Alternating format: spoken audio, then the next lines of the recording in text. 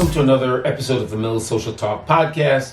And today, I guess I'm the one being interviewed today. Mr. Renzo is going to interview me about your topic is? Yeah, we're going to talk about the current NAR rules and what to expect this coming July.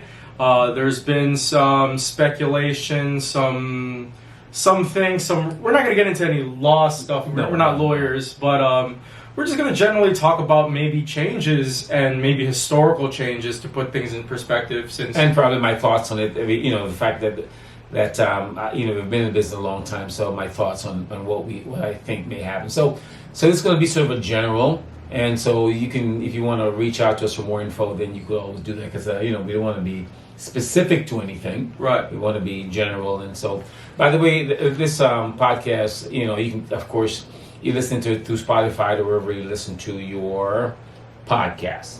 So once again, the Mills Social Talk podcast, and this podcast also will be on our website, millsreal.com.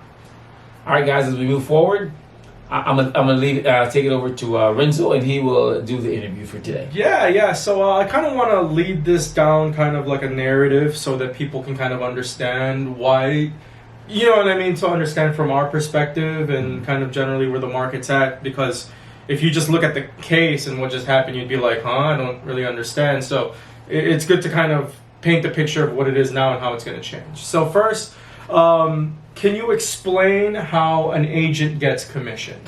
Typically. So let's say you're selling a house and I have a buyer.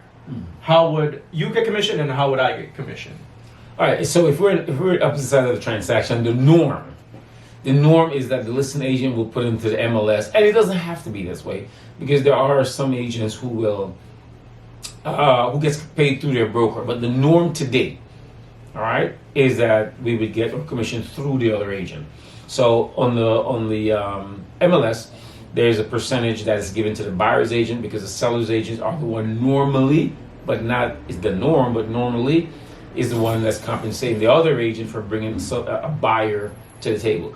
So a typical commission, whether it's 2.5% or 3% or 4%, whatever that is, the seller puts the property in the market. His agent said, I will give the other agent 2.5% or 3%, whatever, to help me to bring their buyer to the table. So I come to the table, I go ahead and I bring you an offer. The offer is accepted. We go to closing. On that listing sheet, there's the amount that I will get paid. So that's the norm. When I say the norm, that's how it's done today, but it's not so much of a norm because the seller or the buyer can decide they want to make changes. But I'm just saying that's what happened today. So a few things to note there. So typically in this, what we're talking about is a co-op commission. Correct. Co-op. Right. So the seller typically is the one who pays that co-op commission. He's the one who, because the seller is the one that cashes out, right? There you go. The seller is the one at the end of the day has a lump sum of money, right? And so they take some of that money, which was negotiated by the selling agent, to say the pool is going to be 5%, right? Let's just say the total pool is going to be 5% that's going to go out to agents.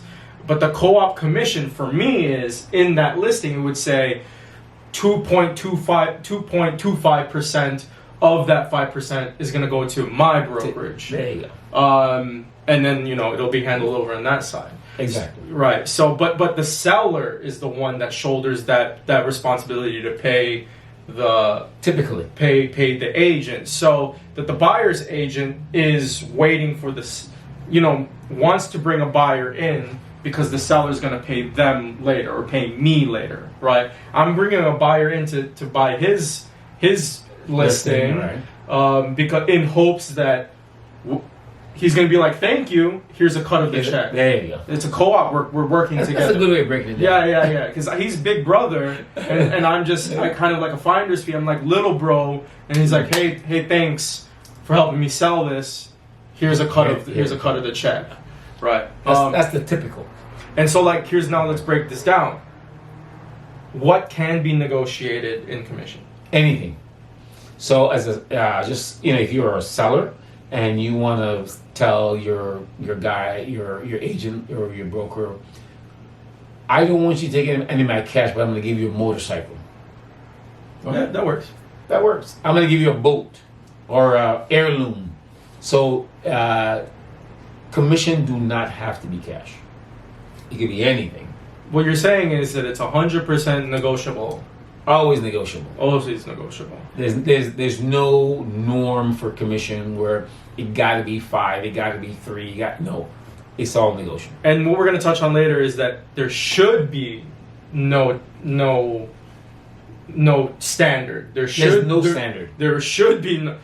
That's the key word, because people do it, but it should not be. You get what I'm saying? According to the law, the FBR, there's no standard commission. And yeah, there should be, and there never has been. So we want to be clear on that.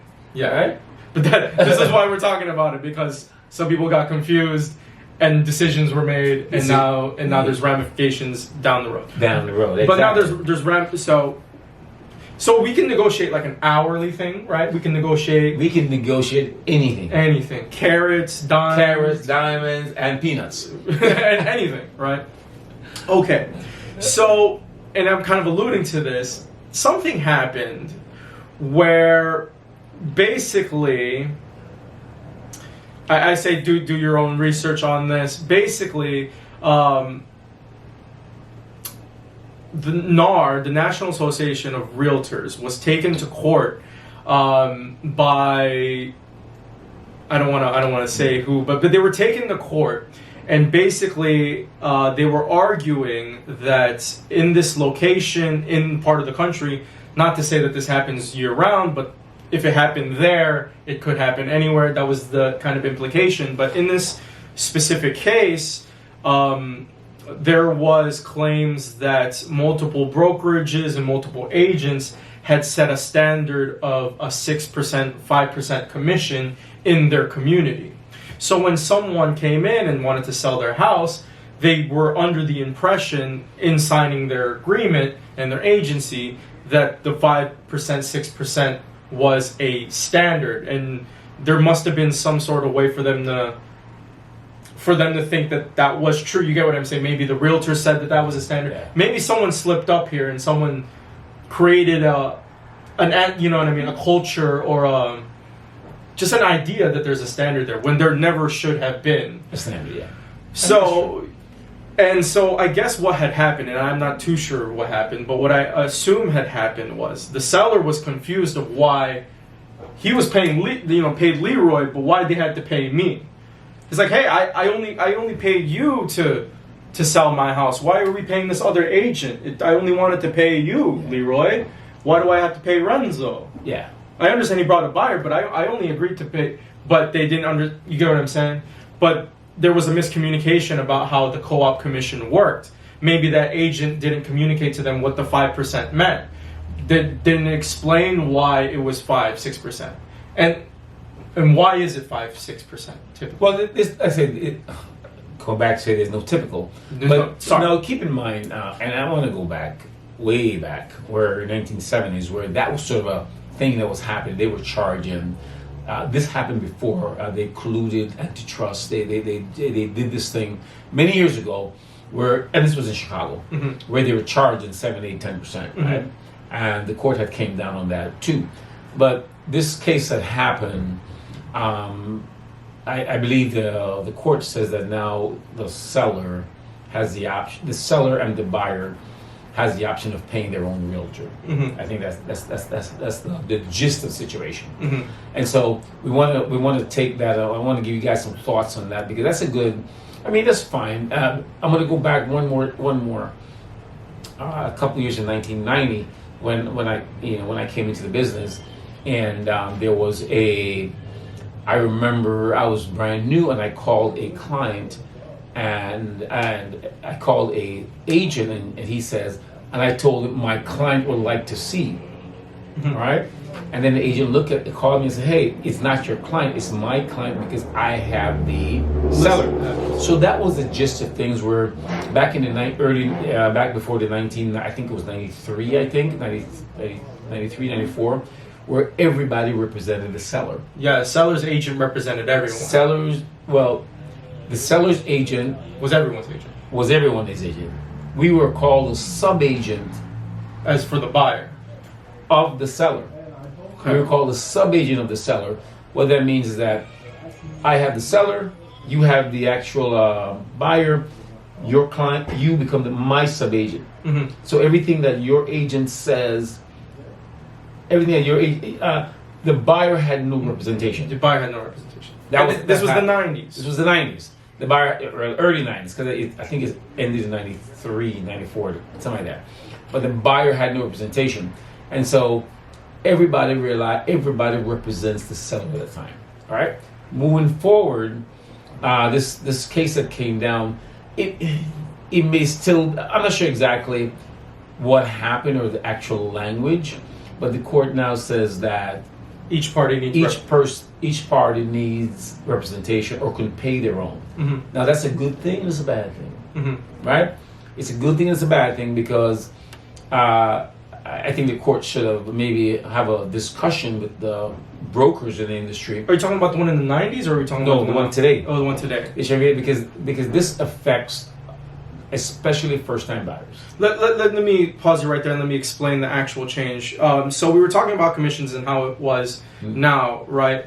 But in this implementation, with this, like that court case that I explained, someone said, why am I paying Leroy? And this?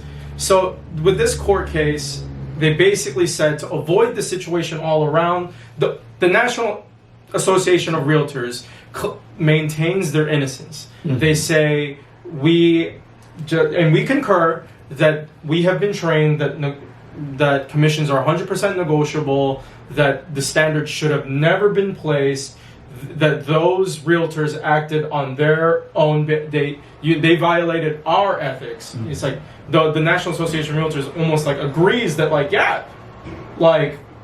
there should be no standard, but we've been saying that. They're the ones that did that, not us. So the National Association settled, but they didn't admit guilt. There you go.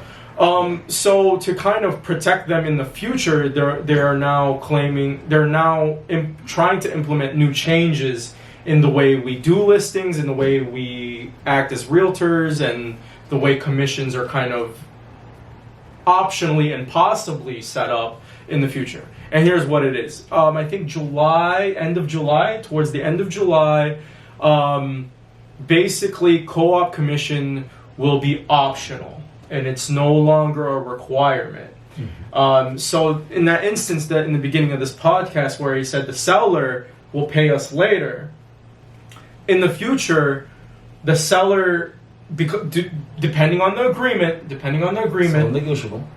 Because I will say today, if you go into MLS as a realtor and you're looking at if you have a buyer's agent, you're looking at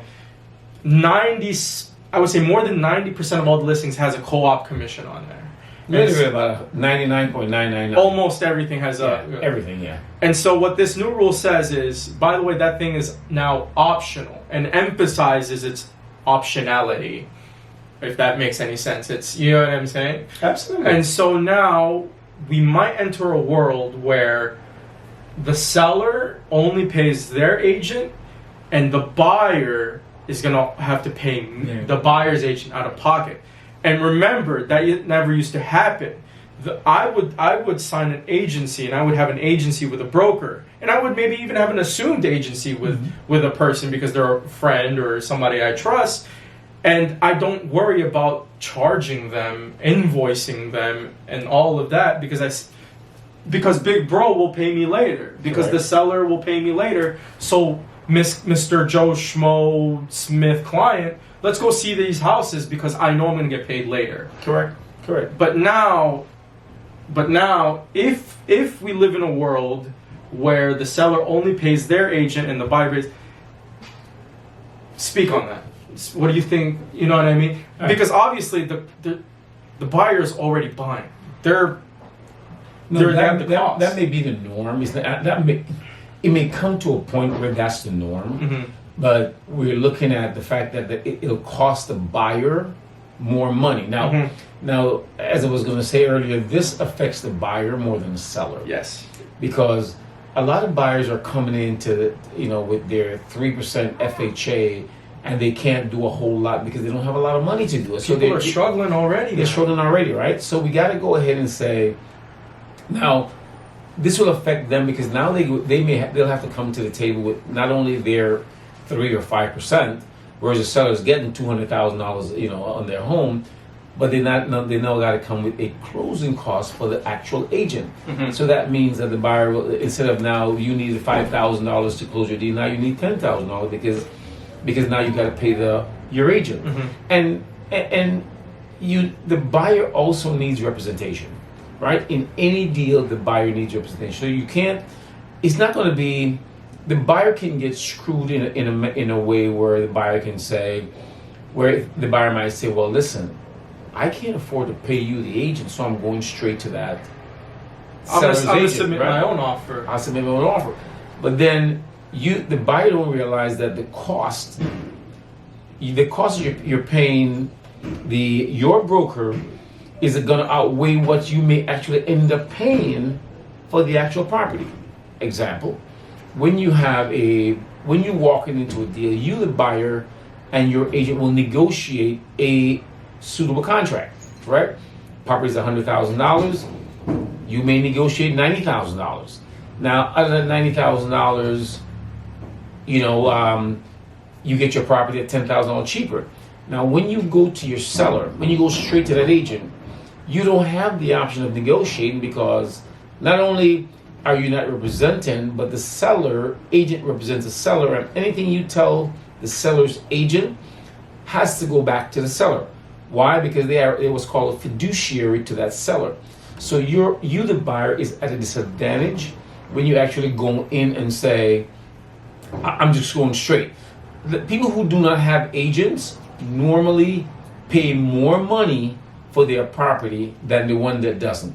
Because for an agent, for a broker to make an offer, before he makes that offer, he will then make sure that the selling agent looked at that property and do an analysis on that property to make sure that property is priced correctly. So if that property is not priced correctly, it's overpriced, you, the buyer's agent, have the responsibility to say, hey, you know what? You said this property is $100,000, but all I can see is $90,000. It will not appraise for at least it'll appraise for $90,000 because there's no compensating factors to say it's $100,000. It'll be $90,000. So you have that ability to negotiate. So this new quote unquote optional that may change the industry is really a detriment to the buyer and how the buyer gets treated. Just like in the 1990s, it's actually revert back to the 1990s when everybody represents a seller. It's somewhat revert because the buyer had no representation. So if you walk into a deal with no representation, you're really getting screwed. So you absolutely need to make sure that you are represented properly when it comes to purchases starting end of July. Now I tell my office, we will have a co-op commission. We will not make any changes to that. We will inform our clients that they need to pay it, and we encourage them to pay it because it makes more sense for us to go ahead and do that co-op commission. So to kind of summarize what you're saying, because you said a lot, and so to kind of summarize what you're saying, representation is key. Right, and absolutely key. And we figured that out in the 90s. That was the whole point is that everyone needs representation. But now this new ruling says, okay, everyone needs representation, but now everyone has to pay for their own representation. Yeah. And or optionally, we may have to pay for our own. And so it's just be more cost to the buyer, detriment to the buyer, because the thing is, when Leroy is selling a house for a client, and let's say I'm just trying to buy a home and I have no license and I'm just a person, just everyday Joe Schmo who doesn't know anything about real estate but just wants to buy a house, I would go to Leroy, and to Leroy, I am just a customer. Mm-hmm. I am not a client. I am just a customer. Therefore, if I send him an offer written on loose leaf paper saying I'm doing this, doing that, and I had it notarized because I just thought that was proper. I created some sort of document because I did some Google research. You know what I mean? I got a template offline, and I submitted that offer to the person. Leroy can probably see an error in that document. Absolutely. And can see that, like, one, maybe you're offering way too much, which is a great thing A for great him, thing with the seller. for a great thing with the seller. Or you could have signed your life away without even knowing it. You could have just, you know what I mean, just filled out, or maybe the document itself is just no good at all. You know what I mean? But Leroy wouldn't have, because you're not represented, because I'm not represented, Leroy has no obligation to let me know. No, I represent the seller. If it's a benefit, my fiduciary is to the seller, not to the customer. Yeah. So if you're going to come in and give me an overpriced property, I'm like, okay, sure, why not? Right. My seller's happy. I mean, as realtors, it's a job to protect the public. Yeah. But it's also not their job. But it's not our job to protect you from yourself. Kind of. You know what I mean? Like, I get that. Like you made your own mistake. We'll treat you fairly. Yeah, we'll treat you fairly. We'll answer all your questions. We'll produce that. You know, we'll give that offer to the owner. But I'm not going to defeat my owner because you did not want to be represented. And some people do it all the time. They walk into, oh yeah, I want to make an offer, and they just don't think about. I mean, you wouldn't go to court without getting a lawyer, right? You're right. That's true. You would go to court. I mean, and people represent themselves in court, but it's normally a bad thing because there's experts. There's people. We know people. People know us. You know what I mean? We've been in the industry. We know the language. We know the inner workings of it. Inner workings of it. And I want to kind of continue on that same trend of this. The buyer will have this additional cost if they if they really wants this home, and there's no co-op commission on this home, and they really want it. They do have a lot of the buyers are coming in with small amount of payment. So there's a thought process that the buyer will finance their commission, right? For example, instead of getting 100, they said, well, 105. 5% of that goes to the agent. Right? Now, it's a bad idea. Right? Yeah. It's a terrible idea. You're paying interest on a commission for a maximum of maybe 30 years. So yeah. So like what he's saying, you may have not caught it, but like putting a commission inside your mortgage loan, I saw that idea thrown around, and I thought that was crazy because at closing, I'm gonna get $5,000, right? Let's just say something like that, my commission, right?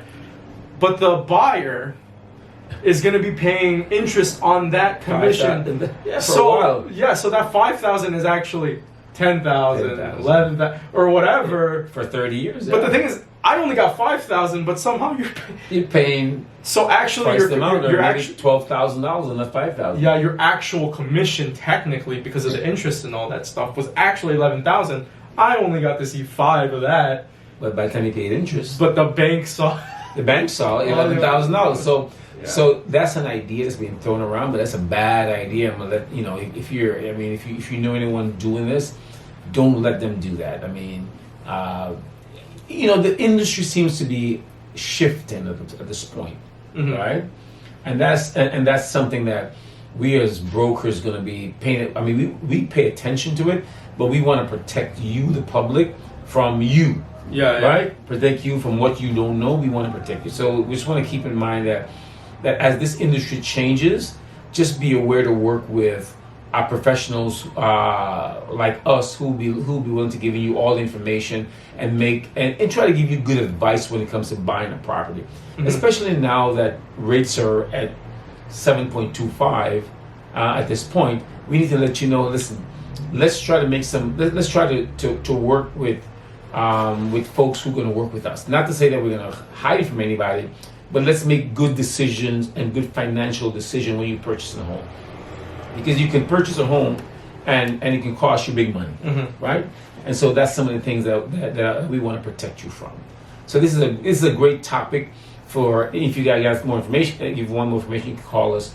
I mean, if there's something on your mind, let us know, and we will try to kind of bring that to you. And the last thing I want to say, and if you're one of those sellers who are like, yes, I don't have to pay the buyer's agent anymore, I'm just gonna say you're gonna have good luck trying to sell your home if you're not willing to work with anybody or butter up the deal, right? I'm gonna give you an example. I have many examples. One of the examples is I spoke to I listed a home for $119,000. I got the $119,000. It's a one bedroom condo. That was a couple of years ago. And so the seller next door called me and said, how much you get for that property? I said, I got what I listed for, $119,000. Mm-hmm. And he was ticked off. Literally, he was mad. How'd you get 100? I mean, because he did not want to pay commission, he sold for $99,000. And he could not take it that he lost just about 20 G's. I told him, you could have called me, hired me, paid me, and then get more money in your pocket. Mm-hmm. And things like this happen all the time. I'm only giving you one idea, not one idea, but one example. But when you as a seller do not want to pay a broker commission and you think you're getting away, you're losing money. And then you turn around and sometimes sellers overprice their property because it has not been properly analyzed. And they go to these websites and they say, oh, your house is worth $200,000. But that website didn't see your house. It didn't see that you needed a back porch. It didn't see that you need to be painted, your kitchen needs to be done. It gives you an area of what the average home is. And then you turn around and say, well, I can get $200,000 because this website said I can.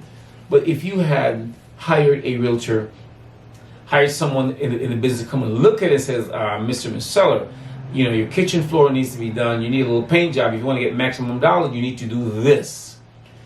And then your house sits in the market for a while, and then you turn around and say, well, why isn't it selling? That's because you chose a website. You sell it for sale by owner. Now, some of you guys do the right thing, and you sometimes and you get the right price, but most of you don't. So when it comes to back to our original talk of representation, it is so important that you as a buyer or a seller gets representation whenever you're doing business in real estate, because we as brokers understand, knows, has the paperwork, can tell you what the next door neighbor and everybody else sells for, and why we think that you should get this done. I'm gonna give you just a recent example. I listed a home for $193,000. My client said, no. My friend said it's worth $228. I said, okay. We decided to go back in $228, but I said if we do not, I was very specific. If we do not sell, we come back down to 193 or 197. I think 197.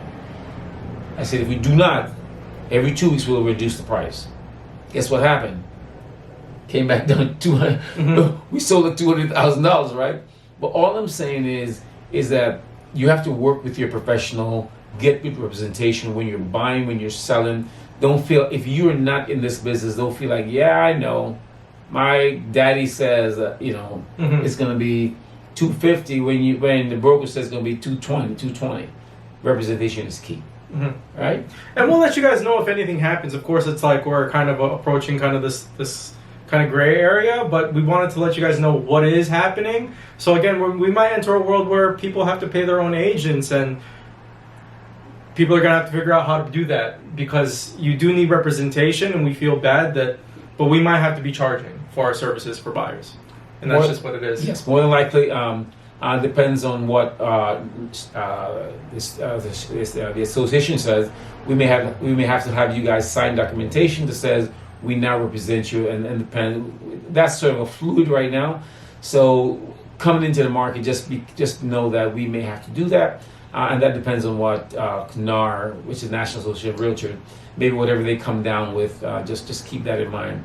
That may change this coming year. Yeah. All right. So, but I just want you to know that the key to buying proper real estate is representation.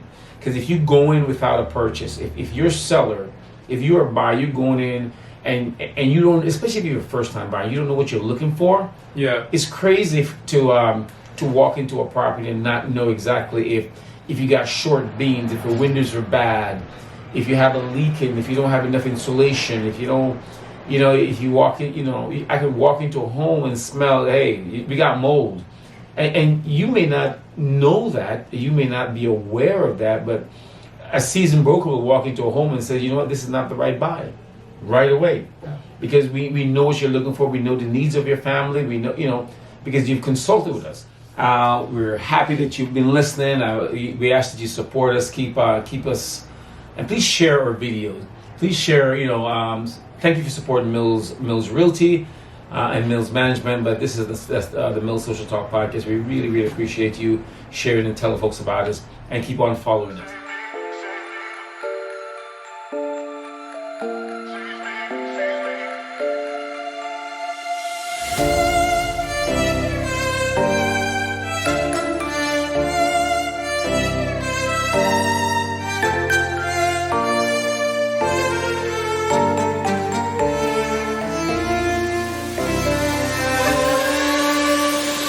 No one ever sees me.